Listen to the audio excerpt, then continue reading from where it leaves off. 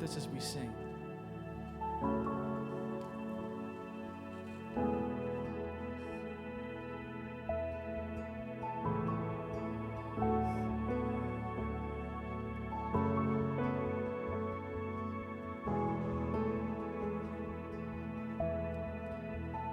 You give life, you are love, you bring light to the darkness, you give hope, you restore every heart that is broken. And great are you, Lord, and it's your breath in our lungs. So we pour out our praise, we pour out our praise. It's your breath in our lungs. So we pour out our praise to you only. We're singing, great are you, Lord. You give life, you are love, you bring light to the darkness, you give hope, you restore every heart that is broken.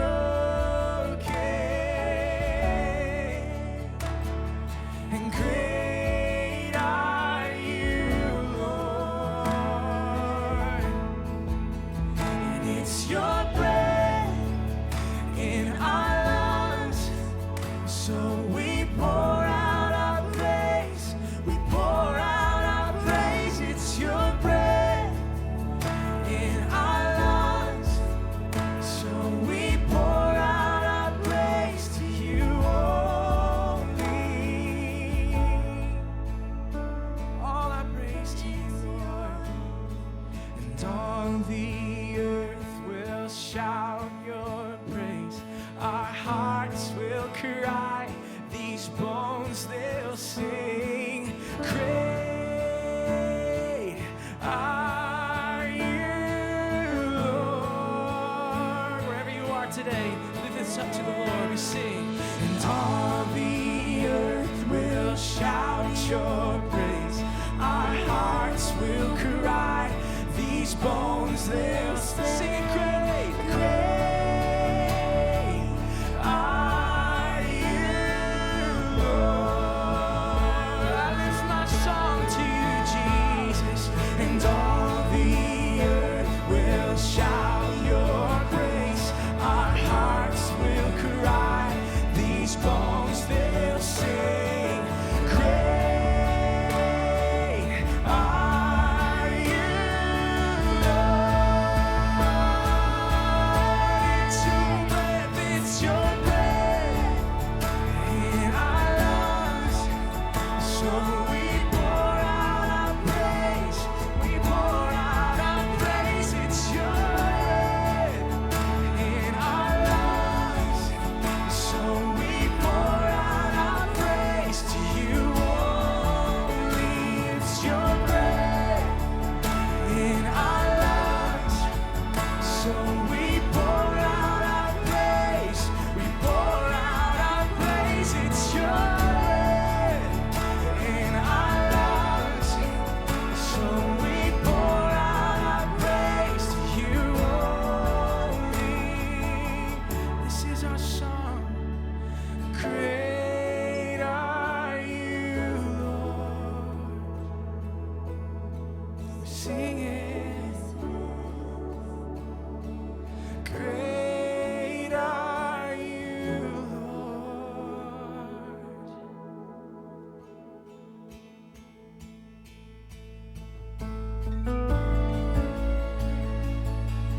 Whatsoever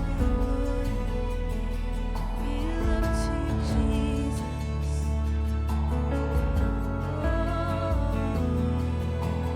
Oh,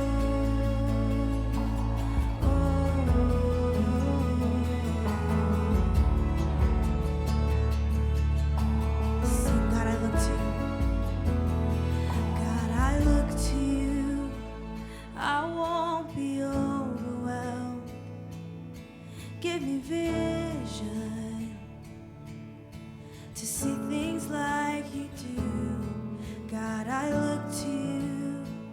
You're where my help comes from. Give me wisdom. You know just what to do. You know just what to do. Yes, you do. We stand in that today. God, I look to you. I won't be overwhelmed. Give me vision to see things like you do. God, I look to you. You're where my help comes from. Give me wisdom. You know just what to do, and I will love you, Lord, my strength.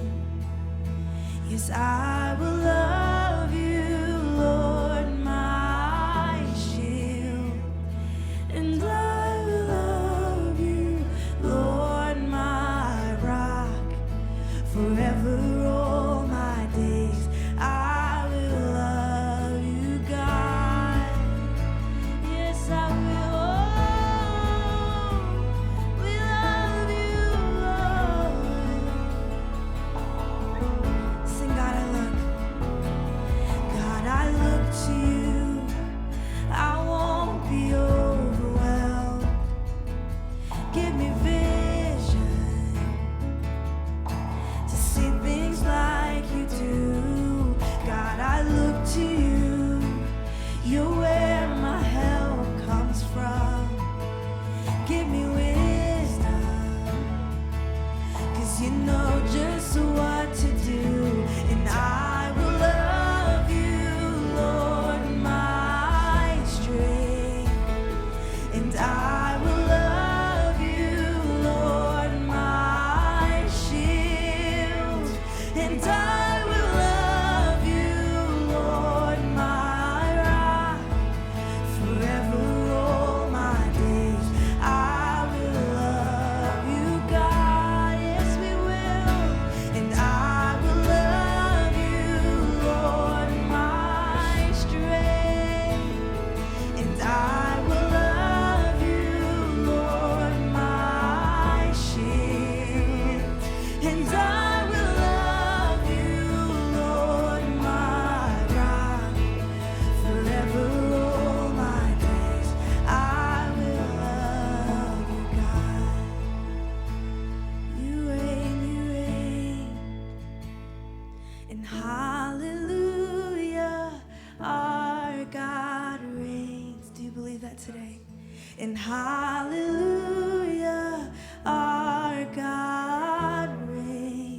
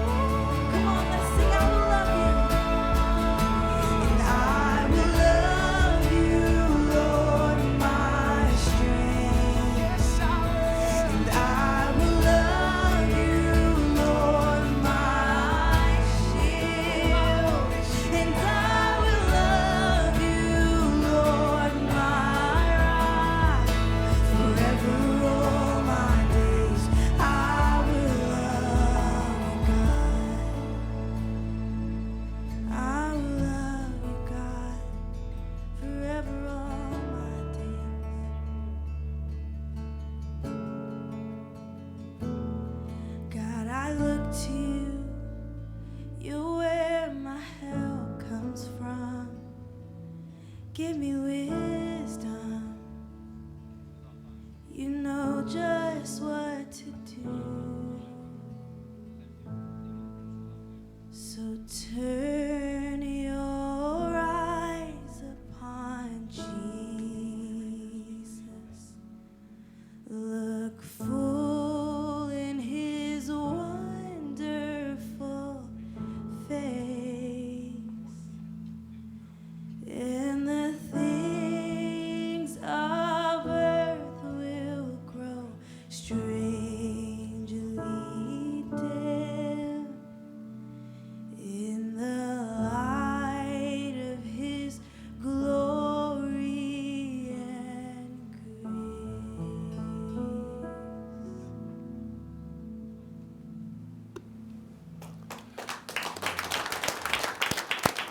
Great worship music today.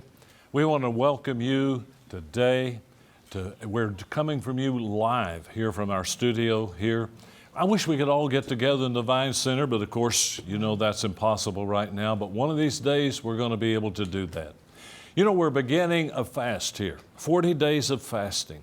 And you know, 2 Chronicles 7:14 says, if my people, which are called by my name, shall humble themselves and pray and seek my face and turn from their wicked ways. He says, then I will hear from heaven and I'll forgive their sin and I will heal their land.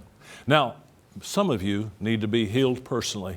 You've been hurt down through life's journey. Some of you need your family to be healed. Some of you need some healing in your job.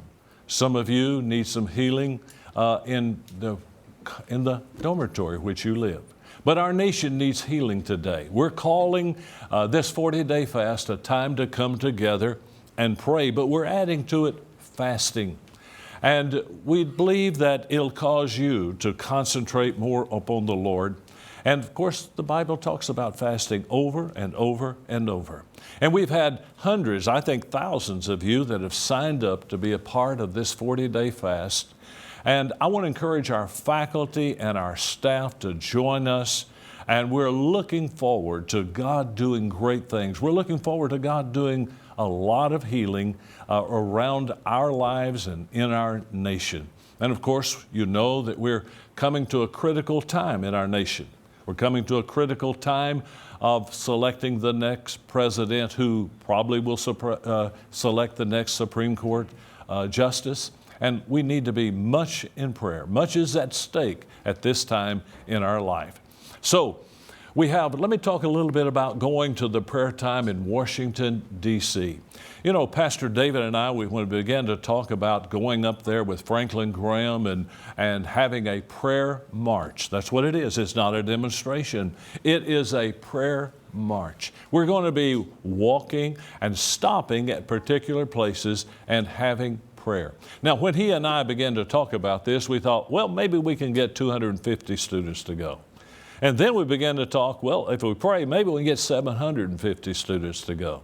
But I'm happy to report to you today that we have over 2,200 students that have signed up to go to this prayer march this coming Saturday.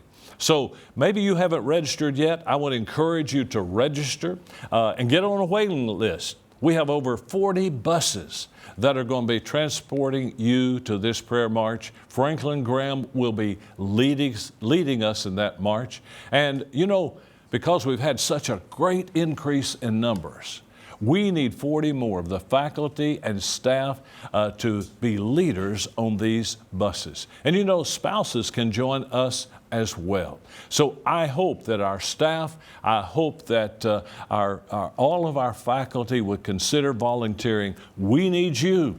We really need you. So we're looking forward to that great event. So I want you to be much in prayer for this prayer walk, even before we go, and be in prayer for it, that it'll be a great time of us coming together as God's people and praying that God maybe will heal your life personally. Heal maybe if your family needs healing, if you need some healing in your job, or if you really feel like our nation needs to be healed. I want to encourage you to pray and come and attend. We have a great speaker today, and some of you are married. And if you're married, you need to listen to our speaker today. If you're going to get married, you better listen to our speaker today. My wife and I have been married for 56 years. There's two words you need to learn, is yes, ma'am, and there's two others, you're right. And that'll go a long ways in helping you to have a long-term marriage. Well, Pastor David is here today. We're coming live from our studio here at Liberty University. I'm going to invite him to come and introduce our special guest. He's very special today, and I want to encourage you to keep on listening. Let's welcome Pastor David as he comes today. Thank you, sir. God bless you, buddy. Hey, can we just again thank just our president, Dr. Prevost, one more time. Thanks for being here with us this morning. I can't tell you what it's meant for me to be able to look out on Wednesday nights when we're in the football stadium and to see Dr. Prevost and his wife just in the crowd worshiping with us, taking notes, and then joining us in things like this fast. And so I can't tell you what that kind of leadership from top down, bottom up means to me as the campus pastor. We have a very special guest today that was actually originally booked to be with us last semester before COVID and the pandemic kind of took over, our entire season being canceled. But I knew that as fast as we could, we wanted to be able to sit under Emerson Eggerichs' teaching. He's probably the preeminent teacher on relationships, not just marriage, but the principles in his book are applicational to the way you parent, the way that you are towards one another in friendships. And my wife and I have sat under his teaching. We've gone through this book ourselves, and I can just tell you, it has been so useful to us. Emerson is a best-selling author, a New York Times best-selling author, and over 2 million people have read this book, Love and Respect. And I asked him if he would to come and spend the entire day with us. His wife and himself run this incredible ministry out of Michigan, but I didn't just ask him to be our Convocation speaker today, but I know that once you hear him, you'll want to hear him tonight, and he's going to do part 2 of what we're beginning this morning at Convo at Campus Community tonight as well. So tonight at 7:30, we will be in the football stadium. They told me that they just released another about 200 seats that were able to open back up. And so if you want to come and join us live in that place, we do have about 200 more spots that just opened up last second. They're normally just immediately packed once we open them up. But come join us tonight. Emerson will be there. But one more time, can we just put our hands together for the one, the only, the great Emerson Eggerichs. Come on, everybody.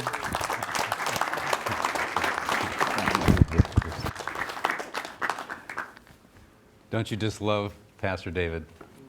I mean, what a godly leader. You all are privileged to have his leadership here and just what he does and the creativity and just the commitment, his passion for you, his love for you. He just brags about you constantly.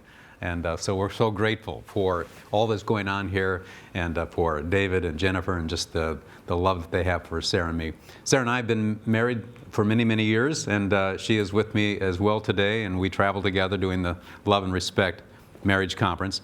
But when we first got married, and I am assuming that many of you would hope to be in a love relationship, and if that's the case, if you have the gift of celibacy, then I understand. But if you don't, and you are anticipating. I was going to write a book on the pre-married, and the Lord, as I was searching the scriptures, I had the privilege of studying the Bible 30 hours a week for nearly 20 years as a senior pastor, expositing scripture, and I realized there's be married in the Lord and be morally pure. That was kind of the message to the pre-married. And I said, Lord, why have you not said more to the pre-married on this? And the Lord in that inaudible way said, I want the pre-married to know what I've said to the married. The game plan I've revealed. Here's how you do marriage. And if you're going to play football or anything, you have a game plan, and you operate according to that game plan. The question is, well, what is that game plan? I'd like to share a couple thoughts with you on that today that I hope will encourage you and inspire you, because we're for you. We're for you, but there is a fear. There's an underlying fear that many of us have today about, I don't know if I can do this relationship. You come out of a family of origin where there's been conflict, and you look at this. I know my mom and dad divorced when I was 1, then they remarried each other a year later, but then they separated for 5 years. We were not Christ followers. I wet the bed until I was 11, not that you needed to know that information.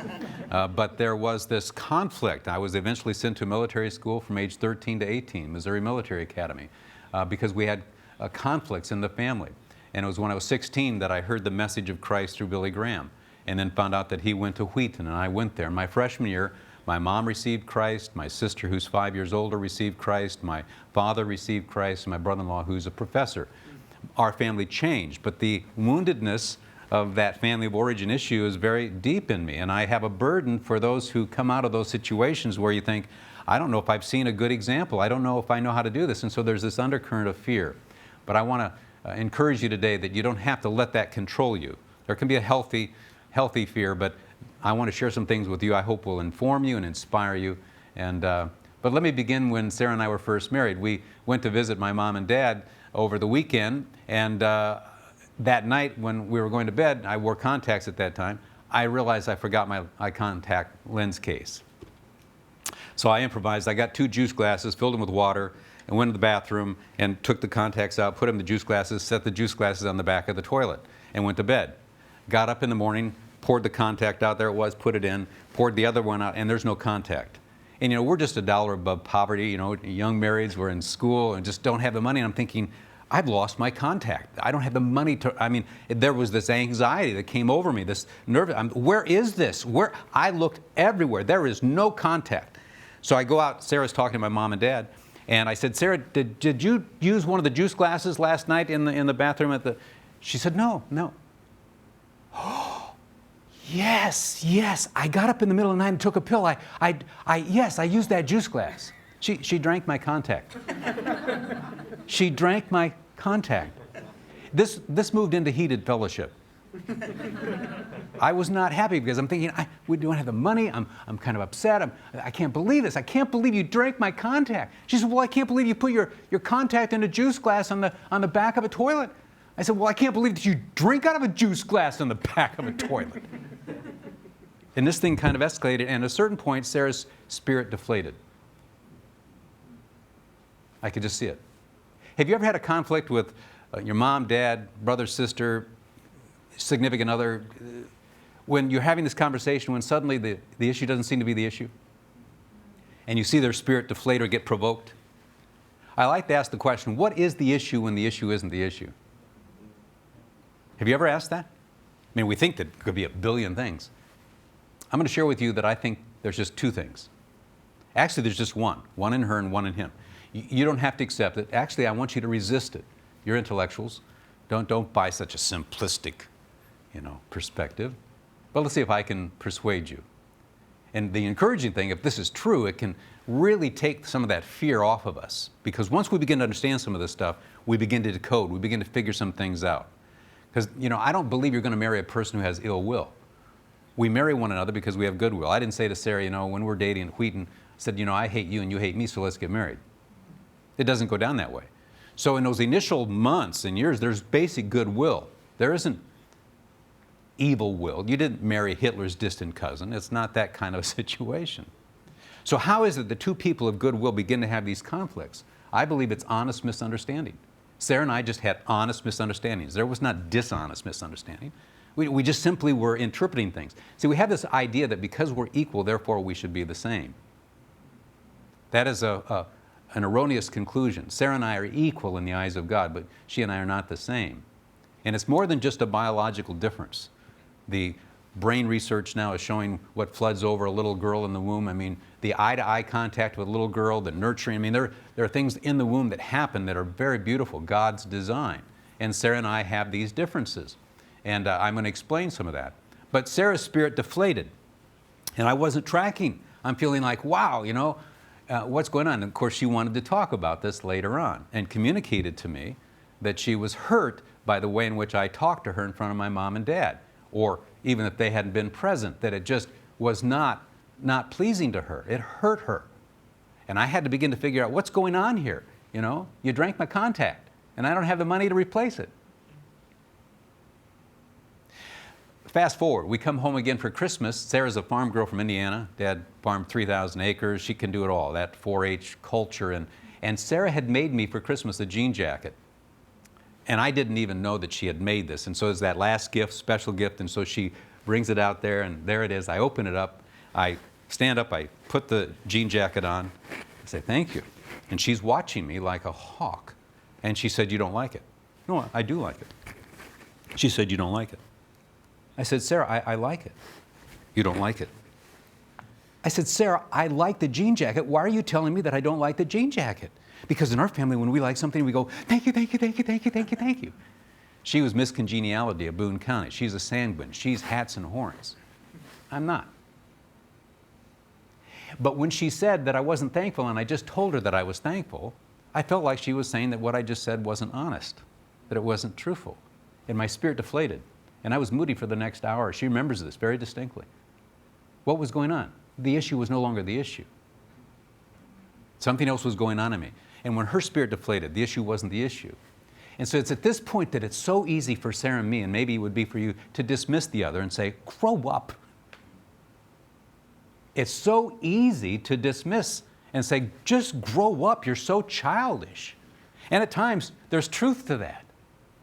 I call it the 80-20. Maybe 20% it's true, but 80% of the time with a good-willed person, maybe they have a vulnerability, maybe they have a need that only we can meet. And it's really a compliment, not a complaint. So what was the issue in Sarah? What was the issue in me? The University of Washington studied 2,000 couples for 20 years in the love laboratory. They had people monitor beats per minute, heartbeats per minute. They had linguists there. They had clinical psychologists. They videotaped. They did an in-depth study of these 2,000 couples for 20 years, and they said, we now know the 2 key ingredients for successful relationships.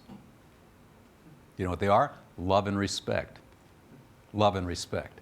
A book was written, Why Marriages Succeed or Fail. And in that book, they said, those couples that succeeded, it didn't make any difference their age, how many children they had, what their economic status was. Those were all irrelevant markers. They said the relationships that succeeded were carried along in a tone of love and respect. They had an attitude of love toward the spirit of the person, respect toward the spirit of the person. They didn't respect bad behavior. They respectfully confronted that. You see the difference? We have this idea that if I don't feel respect for you, if you haven't earned it, you deserve it, I can show you contempt. I mean, we get it about love. You should be loving whether they're lovable or not. We know unconditional love, but unconditional respect is an oxymoron. But in the research, it's an unconditional positive regard toward the spirit of the person. It's who I'm going to be regardless of who you're going to be. I'm going to be a respectful person who addresses these issues. Will I do it perfectly? Heavens, no.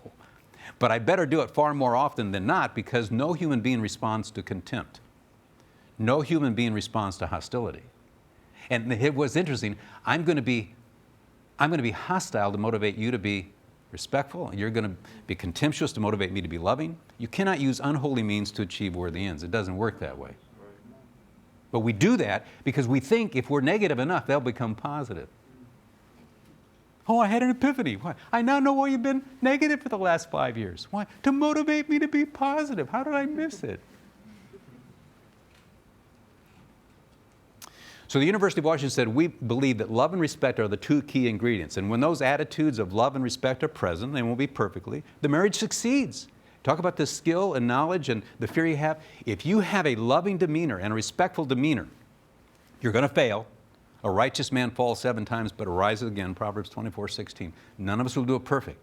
But if we have a chronic pattern of being angry, hostile, contemptuous, to motivate the other person, it won't work. That's a skill and a knowledge you and I need to have.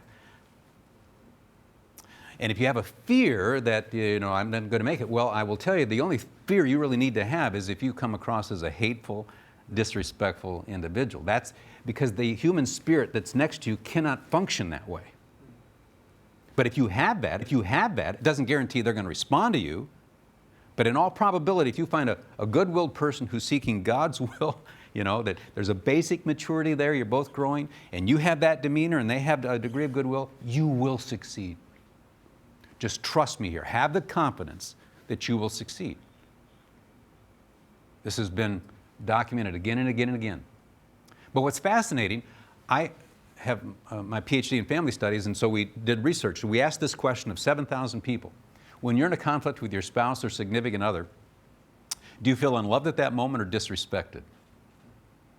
Isn't that a great question? We've done this again, and the reliability, predictability of the findings is stunning. Here's what we found. 83% of the men said they feel disrespected. That's mind-boggling. Are they egotistical, narcissistic? We'll kind of unpack that in a moment. But hang in there with me on that. I'll tell you this, men serve and die for honor. If somebody came in here and opened up fire, the men would throw themselves on the girls to protect them, take the bullet.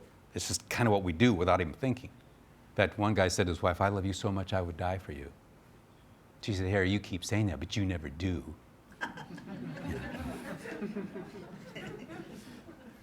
But 83% of the men said they feel disrespected.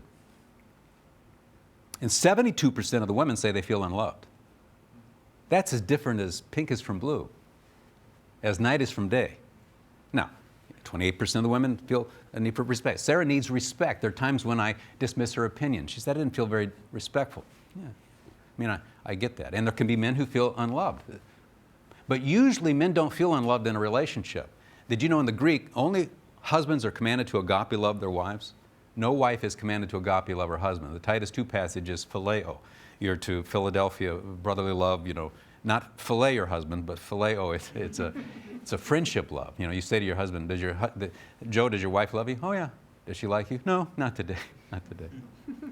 That men process it differently, and God understood that. But nonetheless, women love by nature. God put it within the heart of a woman to love. A woman loves to love at the level of intimacy. You have to wound a woman, like my mother was wounded, to just shut down.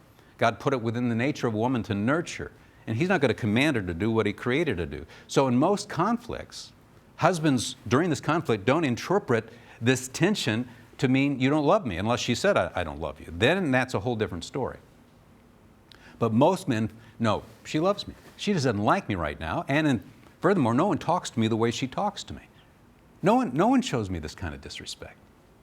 And the researchers found when a woman is upset, it's called the gestures of contempt. Hand on the hip, scolding finger, the sigh, the rolling of the eyes, and the head goes back. And when estrogen kicks in, the word choice of contempt is incredible. Just rolls right off. Criticism, complaint, just the negativity comes out. We'll explain why that is. We'll explain why that is in just a moment. But nonetheless, you have this male who is saying, I feel disrespected during that conflict, and the women are saying, I feel unloved. So then the question is, does she not need respect? Does he not need love? Absolutely. So what I call the true need versus the felt need, you've probably heard about. The true need is that she needs respect equal to what he needs it. We're not arguing about that. She needs respect. R-E-S-P-E-C-T. Although Otis Redding is the one that wrote that song, and Aretha Franklin took it and made it popular. But it was a song from a husband to his wife, and they changed it around. The one song we had, they took, gentlemen. They took it. But nonetheless, she needs respect, he needs love. There isn't any debate about that. So it's really a felt need during the conflict. During that conflict, when Sarah, her spirit deflated, she could feel disrespected, but at the end of the day, if I keep showing her disrespect, she said, how can you tell me you love me and treat me disrespectfully? She lands on that. When she was called into question my integrity about not liking the jean jacket, I never for a moment felt that that question was unloving. Didn't even enter my mind. I just felt disrespected. That's how I processed it. Shaunti Feldhahn, a good friend of mine, researched 400 American males, not the Christian males, they were included in that. Decision analysts out of Houston did this, and they were so blown away by the findings that they ran it again. But one of the questions, she called me, she said, Emerson, should I ask this question? I said, oh, absolutely. The question was this: would you men rather be left alone and unloved in the world, or be viewed as inadequate and disrespected by everyone? Again, would you men rather be left alone and unloved in the world, or be viewed as inadequate and disrespected by everyone? Almost 3/4 of the men said they'd rather be left alone and unloved in the world.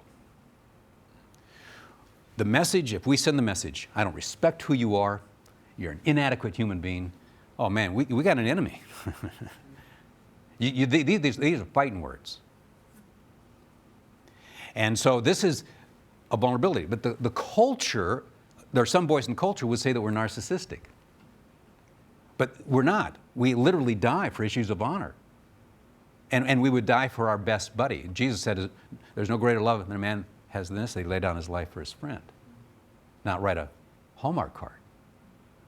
It's very important that we think about this for a moment, because the way in which we profile this male sentiment is narcissism. We profile these sentiments as egotistical, as childish. Oh, grow up. If we just love one another, that's all that matters. Well, that's not what the Scripture is saying, Because in Ephesians 5:33, we read this. This is the capstone, the climax of Ephesians 5, which is the great treatise on marriage. Paul summarizes, a husband must love his wife, and a wife must respect her husband. And there's no debate about the first part of the verse. It's the second part that really is stumbling, because women say, well, Dr. Emerson, to be honest with you, I don't feel any respect for him. He hasn't earned it. He doesn't deserve it. He's not superior to me. I'm not inferior to him. I'm not going to come in with pom-poms and just worship the guy. I'm not going to give him license to do whatever he wants to do. I'm not going to feed this narcissism. I'm not going to subject myself to emotional abuse. But other than these things, I'm really open to hearing what you have to say about this. And women are not mean-spirited about this. They're just not. Your mother's not mean-spirited about it. They're not mean-spirited. They're fearful that they're going to be contributing to something that they don't think is healthy. But we have to back up and say, if a man literally gives his life for honor, is there any degree of virtue in this? And could he have a vulnerability where you don't as a woman? And could he have a need that only you can meet? Just as you have a need and a vulnerability where he needs to realize that. And could it in fact be that given that a woman understands this, it feels honorable and just to the man? Pat Riley had me come speak to the Miami Heat, and I talk about this issue that when men are treated unjustly and are dishonored, you're going to have mutiny. They're going to jump ship or throw you over ship. But when men feel treated fairly and honorably, they will soften, they'll get humble, and fair's fair. And if you say, you know what, I think I dishonored you when I just said that to you, I'm wrong for that, but did you realize that how you just said that hurt me deeply because it felt so unloving? Men will engage that. That's fair. And that's also honoring. And he won't try to backpedal. I mean, some guys do, but most guys, no, you're right. You're right. You're right. It just feels fair and honoring. And this works. It just works. But you've got to have the vocabulary. You've got to have a little knowledge to be able to say that. If you say to him, I'm so sorry for coming across unlovingly, he doesn't believe you were unloving. It's not going to compute. But if you say, I dishonor you, I disrespect you. But some women will choke on this because the culture says that's feeding something that's unhealthy. But I would just caution us. Jesus asked the question in Matthew 19, have you not read, he who made them from the beginning made them male and female? Not wrong, just different. A lot of crossover with our humanity. But there's enough distinction that if we conclude that because we're equal, therefore we're the same, you're going to make a big mistake, and that's going to be this. You're going to conclude you're the normal one, and that your spouse, your future significant other, should react and respond the way you do, and when they don't, you're going to be frustrated that something's inherently wrong with them. But as I got into this, Ephesians 5:33, God knew what he was saying about this felt need, that a husband must love his wife and the wife must respect her husband. Now, what I discovered was this. I thought, what does Sarah feel when she feels unloved? Well, she's hurt, right? How does she react? And this was the illumination I have. She reacts in a negative way. It's a defensive reaction. She's not trying to be offensive. It's just when your deepest need is not met, there's a tendency to protect yourself, to get defensive, right? And I thought to myself, how does she react? And this was that moment. She reacts in a way that feels and looks disrespectful to me. That's why I believe God commands her to put on respect, to protect her from that proclivity, that natural gesture of contempt when she's hurting, when she's feeling unloved. She comes across as disrespectful. Now, Sarah expects me to decode that. You should know why I'm disrespectful. I'm feeling unloved. But as a young guy, I didn't know that. I just saw it at face value that she doesn't like me. She doesn't respect me. And the culture's given her privilege to say, well, I don't feel any respect for you right now. She can say that. It'd be the same thing. Well, I don't feel any love for you. I never have loved you, and I don't think I ever will love you. So just get over it, woman. Well, whoa. Men are as vulnerable to the message. I don't feel any respect for you. I don't think I could ever respect you again. He doesn't know where to go from that point on. His deepest need has just been dismissed. But the culture justifies that. But then I thought, what happens when I react, when I feel disrespected? There it is. I react in ways that feel unloving to Sarah. And here are the two key ingredients, love and respect. It's very specific, gender specific. I tend to feel disrespected. I could be childish, granted, and there are times that I am. Sarah once chased me around the house with my love and respect book saying, what would you say to a husband treating his wife the way you're treating me right now? But given this is the case, and again, you can push back if you don't believe this, but I hope that you're trusting me here, that there is this moment of craziness that sets in, and this is what I call the crazy cycle. Without love, she reacts without respect. Without respect, I react without love. Without love, she reacts without respect. Without respect, he reacts without love. Without love, she reacts, and this baby starts spinning. And when the issue isn't the issue, in all probability, this is the issue. And it's here that Sarah and I are tempted, as everyone is, to say, grow up. Grow up. Quit feeling unloved. Quit feeling disrespected. And why do we do that? Because neither one of us intended to be unloving or disrespectful. The University of Washington, studying these 2,000 couples for 20 years, discovered something very interesting. Did you know that during conflict, and they had these couples, husbands and wives, in these laboratories, so they were videotaping, people let down their hair after a while, and they said to them, just be yourself, and people eventually begin to argue, they had the conflict. They noticed 85% of those who withdrew and stonewalled during a conflict was the male. Did you know that? 85%. This is what we call statistically significant. Don't conclude truth on the basis of anecdotal material. You're here as an academic. Look at the statistical significance of this. 85%. 15% didn't. And my mom was one who withdrew because of my dad's rage issues. And so I'm very much into the exception, but don't throw out the rule because there's an exception to the rule. That just reinforces that there's a rule. But nonetheless, 85% of the men withdrew and stonewall. Well, the question was, well, why? Do they not love? Do they not care? Women cannot imagine not connecting. We need to talk. We need to say, I'm sorry. Will you forgive me? And we'll be good to go. But the man just shuts down. Think of your own dad. Now, why?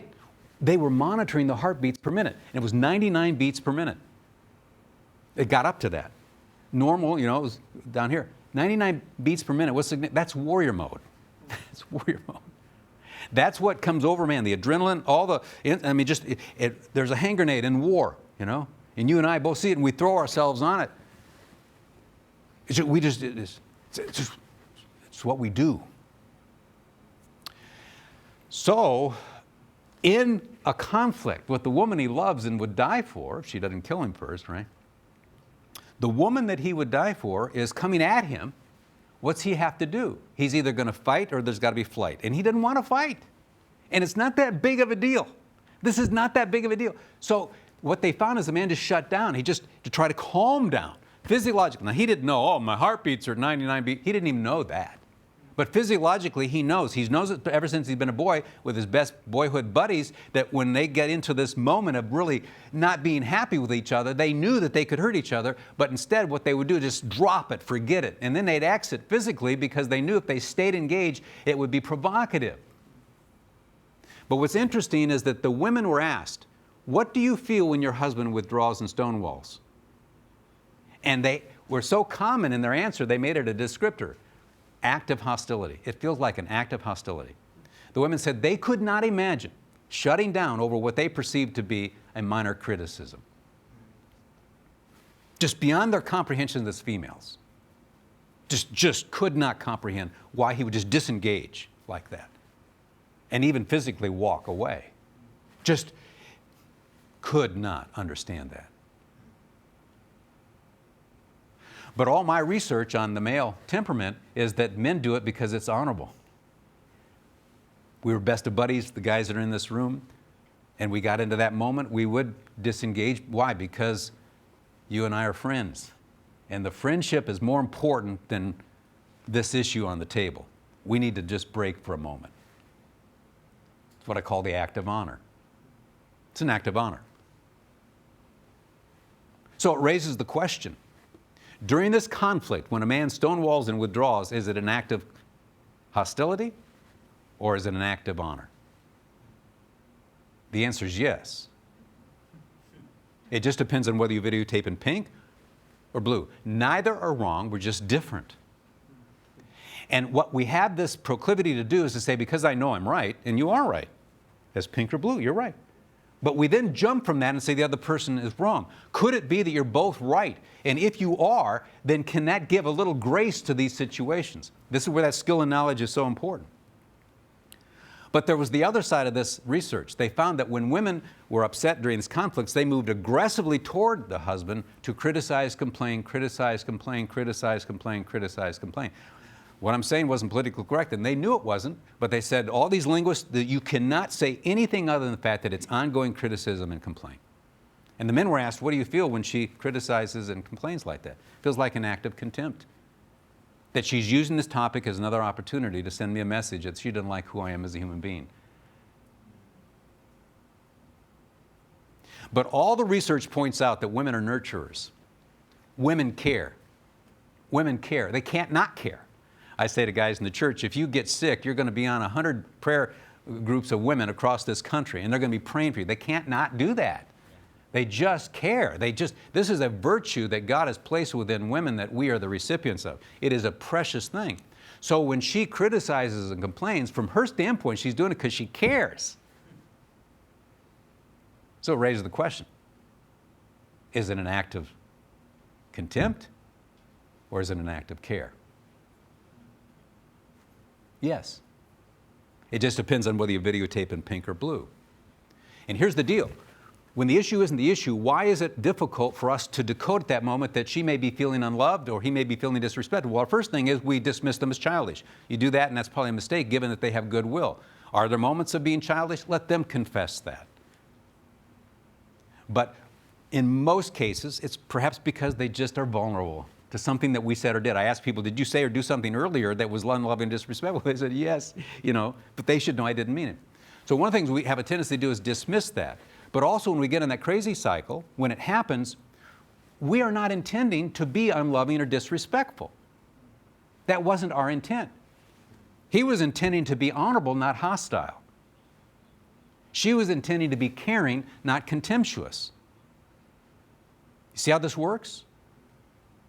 And what happens then is there's a huge misunderstanding among two people of goodwill.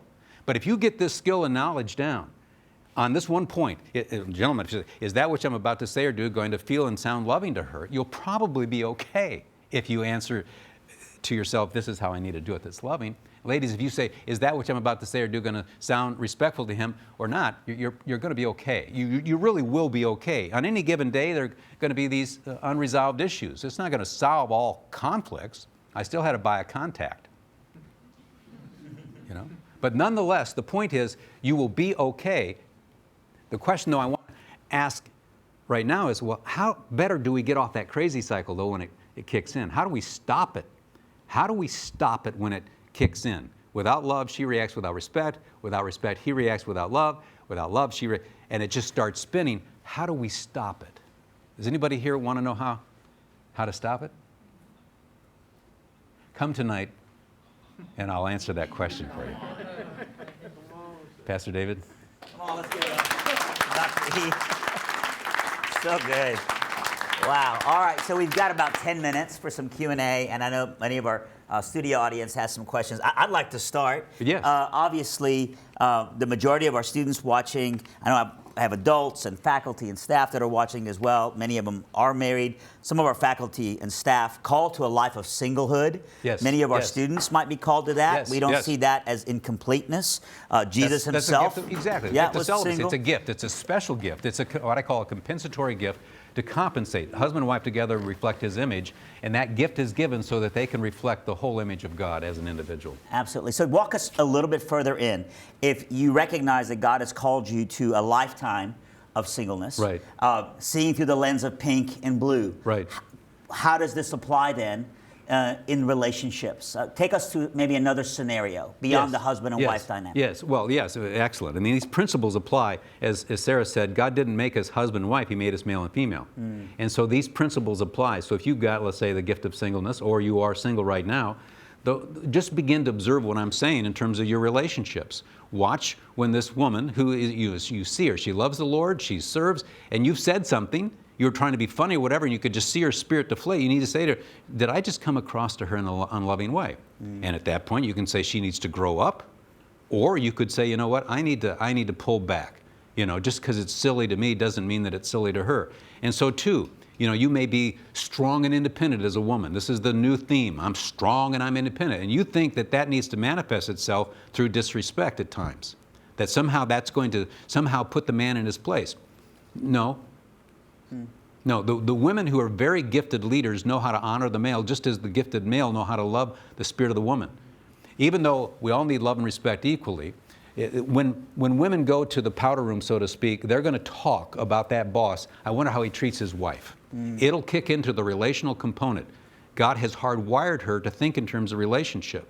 She'll be extremely professional, but I'm going to tell you, she's going to process you through a different grid. And you need to understand that. And you can't just say, well, she needs to get over it. No, you are to be a loving individual toward the spirit of this person. Now, there are boundaries on that. You got to be very cautious. I had two men who had 100 women who were underneath them. One had 100 and the other had. And one said, many of my women are quitting on me. But this guy over here, no woman ever quits. And I said, well, I just have one question. Does he write notes like this? Hey, how's your 16-year-old boy doing in math? You mentioned that last week. Oh, he says, yeah, that guy's writing notes like that all the time. But these women are quitting me. I said, I got you an insurance thing. I got you this. I got you. I said, but do you come across as angry, as harsh? Is there a demeanor about it? Well, it just doesn't work. Right. These things then apply beyond marriage, and those would be a couple illustrations. So walk a student and a professor, path for us. All right. So you've got a male student and a female professor. Yes. So apply some of these principles to that. Same thing. I don't think we're sacrificing anything as a female professor to try to say things that are honoring to the individual. Say, I see your efforts here. That's very honorable. Using the vocabulary, what I call respect talk. Don't be afraid of doing that and watch what happens. Or even, this is not manipulation. There's a fine line between manipulation and motivation. Right. We're talking about meeting a person's need and that we're servants to do that. So you have to be cautious because this stuff is so powerful, you can manipulate people with it. But you're, let's say, a male professor and you have a female, say, I know you care about what's going on. I know you're caring about your mom and dad, the health issues, your grandparents. I know there's a lot of pressure on you, but you can do this. You can do this. I am for you. I know you can do this. That's so good. Let's take some questions from the audience. Yeah. I got one. You used the Judd, I think they're going to bring a mic to you since we've got 14,000 students watching. Thank you. So you use the phrase a lot. You just need to grow up. Correct. It's like, why do you think that's what we go to immediately upon that? Like, why is that? Because what you're saying, I think, is true for so many of us. Me specifically, like, you're diagnosing the problems in all of my relationships right now. But I'm just like, why is it that we go to that? Like, you just need to grow up. Like, what is that within us that makes us think that? No, that's an excellent question. And there's probably a lot to it, but I think, one, they are obviously communicating to us that we disappointed them. That we've done something. We've stepped on their air hose, as I say. If she needs love like she needs air to breathe, he needs respect like he needs air to breathe, then we stepped on their air hose and they're deflating and they're holding us responsible for that, right? And so I think there's a tendency in all of us to, this isn't my issue, this is your issue. And we're defensive. We don't want to hurt them. We have goodwill, and so we're feeling badly, and this is a default that we all do. There's a tendency to be able to say to them, hey, grow up. And I think it's important in this cancel culture that if I offend you, or I'll put it this way, if you offend me, does that mean that you are truly offensive? If you come across to me as unloving, does that mean that you're unloving? If you come across to me as disrespectful, does that mean that you're disrespectful? We have a tendency to base everything on how I feel about it. And the Pharisees came to Jesus and said, do you not, or some of the disciples, do you not know that the Pharisees are offended by you? So because the Pharisees are offended, does that mean that Jesus is offensive? And it's important that we give the other person the benefit of the doubt. There's two things in response to what you just said. We're trying to protect ourselves, and we need to be mature and just relax and say, no, I didn't know that. I didn't intend that. I can see why you're deflating. I feel badly about that. I've got to be more cautious. At the same time, the other person who's always taking up offense, you hurt my feelings, they need to back up here a little bit. I'm very concerned about this because if this continues to flood as an epidemic, we're going to have divorce rates all over the place because everybody's going to be blaming their spouse. You hurt my feelings, you offended me, you're unloving, you're disrespectful, and that's not going to work. And we're going to talk a little bit about that tonight. It's really good. I want to say, I think sometimes I get offended when someone's asking me to grow up, but really if I just stopped and listened, it's actually the antidote to immaturity is maturity. Growing up, like when a child is growing up, no one's upset at that child. That child just needs more life experiences, more things. So it's actually a real term of endearment to say to someone, grow up, which means I can't wait to see you mature in this. You know, where versus like you're wrong, it's like, no, you're on the right path, but you just need more logged on hours in this. So I think that's a well, and I'd add to that, when that happens and we have the synesthete grow up, you know, we're trying to say to them, just, you know, I don't want to hear what you're saying to me. The other side is, perhaps this is a compliment, not a complaint. That I am a person of influence, and they're being affected by me, and they're communicating to me that you're so important that you just adversely hurt me. And if we can begin to frame this as a compliment, not a complaint, I think that'll do us a world of good as well. Man, it would be supernatural for a man to hear you need to grow up and see that as a compliment. Yes, but at the same time, saying grow up is not, I do not encourage people to say that to the other person. I just think that's very dismissive. You're calling them childish, and it just doesn't work. It doesn't work for you. It doesn't, even though you've put a great overview of that and to receive that, I think we're up against the same thing no matter how we might interpret it. Yeah, and the enemy's always misinterpreting and speaking in our ears. Yeah. One more question, maybe from the audience? Somebody else? Yeah. If you'll wait just for the mic to come to you. You can take your mask off for the question if you don't mind.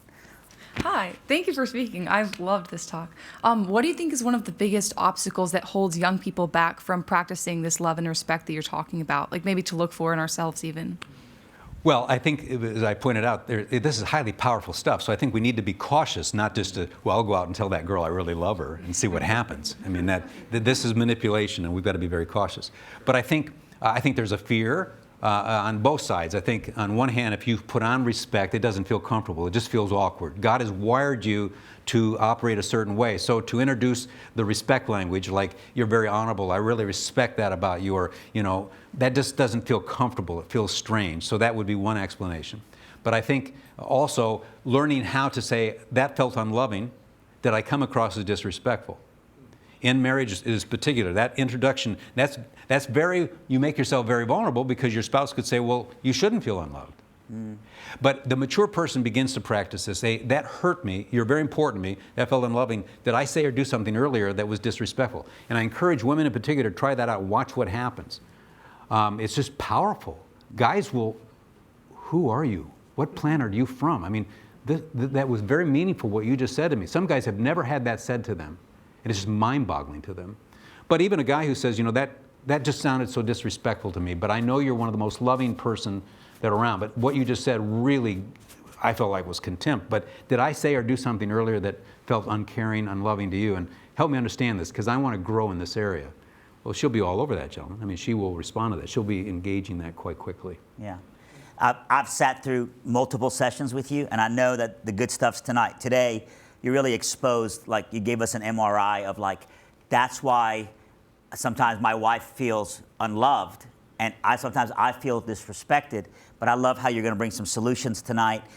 Give us just a minute about tonight. Can you, like, for maybe someone who's thinking about, like, so what does that look like? Or so what is some of the antidote? What is some of the, what are some things we can talk about tonight? Right. I know you'll go into a lot more depth. But. Well, I think, you know, we're going to talk about tonight that Sarah and I have to remind one another, we're allies, not enemies. It's as simple as that. And the mature person will introduce that language. And you have to do that, or we both have goodwill here, even though we're mad at each other. There are certain vocabulary words. When you use them, they're incredibly powerful. So we're upset with each other. We don't like each other right now. But remember, we're allies, not enemies. Allies don't nuke each other. We don't go, you know, nuclear on the situation. We learn how to control that a little bit. But you've got to introduce language that will then guide that behavior as well. It kind of has a beautiful effect on it. But we'll talk about goodwill, being allies, not enemies. And I'm going to share an axiom that has revolutionized people more than any. And I'm not going to give away the secret. Yeah. But it's a little phrase that they'll remember forever. And this has been very helpful to Sarah and me. And I'm going to share that tonight. I got to tell you, I took probably 75 pages of notes last time we were together on this. And what was surprising for me is a lot of the principles you taught me, Dr. E, I've been able to apply in soul winning, in witnessing.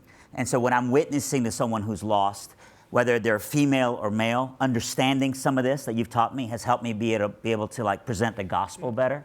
And that was just a surprise to me in this. And I know you probably heard that before, but it just helps you figure out how to like communicate better with different people who are fashioned differently, yes. You know, in the designs of God. Yes. And people ask, is this just a Western idea? Ephesians 5:33 comes out of the Middle East. My people. Yeah. And so thanks again. Can you real quick, for those that are watching, I know I've been on your website before, and loveandrespect.com. Com. Yes. Yeah. LOVEANDRESPECT. That's right. And you have a 15-day free devotional for people there. Yes. Tell us about that. It's a 15-day plan, and it's free, and it will go over some of these things. For instance, the beginning, just with the tone, the power of tone. We don't think you should know that I'm not trying to be unloving, but tone in and of itself. So hone the tone will be the first one. You'll get an email, every other day you'll get an email that will coach you on these, so there'll be 7 concepts that we'll share. I get in trouble with that all the time, having the wrong tone. I'll say the right thing, but I'll say it in the wrong tone. Yeah. I need to go back to day one. Well, Sarah and we've said I can be right but wrong at the top of my voice. Right. Well, I love you. Thanks for being here with us. Can we thank him one more time, everybody? Great job. Tonight, we'll be again in Williams Stadium. I think there's still probably like 100 seats that are left that just kind of opened up last minute. Be there. I can't wait to hear you preach. Our worship set, I just saw it, is phenomenal for tonight. The weather's going to be great. We're going to watch the sunset again as God just shows off His glory. So we hope to see you. If you can't be there in person, join us at 7:30 Eastern Time. Dr. E will be our honored guest and preaching to us. God bless you. We love you. We'll see you tonight. You're dismissed.